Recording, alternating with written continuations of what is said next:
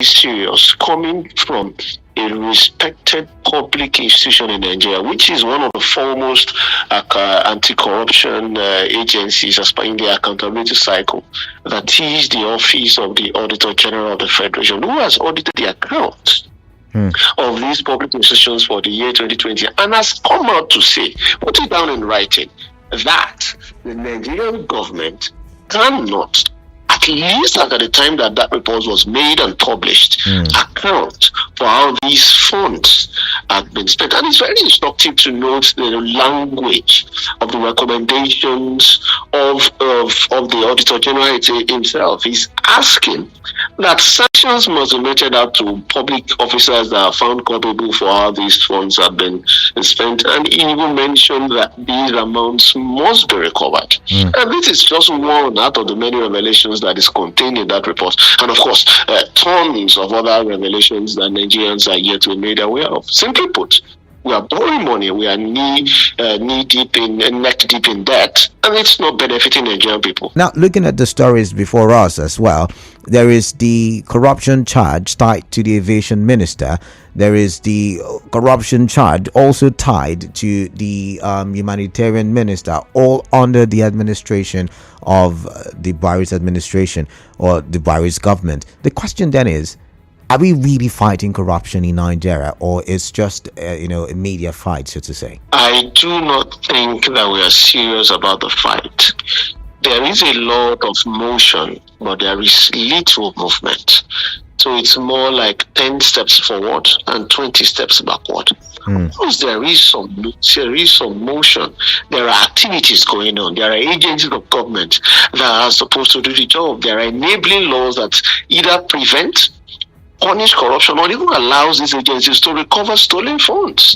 That is I will call that the motions. But the actual movement will be to show that corruption has been prevented, individuals have been found culpable, and those funds have been put back into public coffers, and they have been monitored and used for the people. That is what I would consider the movement in this case. But we've not seen that happen. And we've seen various governments since 1999 also put anti-corruption as what they aim to do when they're in office. But the various actions they've taken, including ones within their personal capacity, has not shown that commitment to fight corruption. I'd like to read an excerpt from one of the newspaper publications for today, where it is talking about the Economic and Financial Crimes Commission recovering over 30 billion naira from the 37 plus billion naira allegedly laundered in the Ministry of Humanitarian Affairs under the former minister Sadiya Umar Farouk. Now, sources in the anti-graft agency who spoke to the newspaper correspondent on Friday said the commission had also uncovered over 500 million naira from the scam associated with Umar Farouk's successor, Betta Edu, who was recently suspended by President Bola Tinubu. So that means there has been successive corruption allegations in that ministry. But before we also continue, I'd like to read this one that says the Economic and Financial Crimes Commission quizzed Abubakar Ahmad Sirika over an alleged 8.06 billion naira contract fraud in the Federal Ministry of Aviation. Abubakar is the brother of immediate past Minister Adi Sirika, believed to have awarded the contracts to his siblings. Now, it is believed that 3 billion naira or 3 plus billion naira was found in one of the accounts and has been the account has been frozen by the EFCC. The brother Abubakar, that's the brother of Adi Sirika, Abubakar is a level 16 officer, a deputy director in the Federal Ministry of Water Resources. Now, when you hear stories like this and the people involved, you want to ask yourself, really, what can the agencies really do? I mean, this is the brother of, at the time, a serving minister. What can an agency like the EFCC do, or the DSS, in terms of fighting corruption? Thank you very much.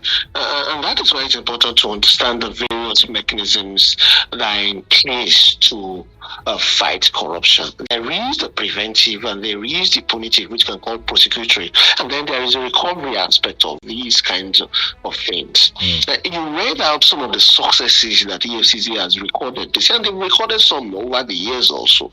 That forms part of the motions that I've mentioned earlier.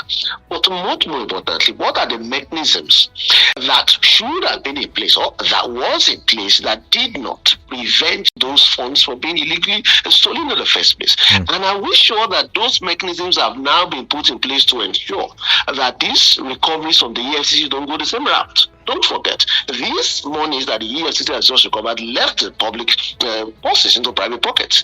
Is there anything that has changed to ensure that these monies that the EFCC has recovered and put back in the system do not go the same route? Which is why we're talking about asset declaration mechanisms, the auto general mechanisms, the Public Procurement Act, and all those various systems that should ideally prevent corruption and ensure that if anything goes wrong in that system, people are apprehended. So it is not enough to celebrate recoveries. It is not enough to celebrate discoveries like you mentioned about the Ministry of Aviation or the ones by the Ministry of Humanitarian Affairs. It is much more important to build structures in place to ensure that these things do happen. And if they do happen, you get caught swiftly. And a very good example of those mechanisms is the Freedom of Information Act that mandates public institutions to proactively provide information about what they do so that people, including the finances, inflow and outflow, expenditure and budgetary allocations, to ensure that this is prevented.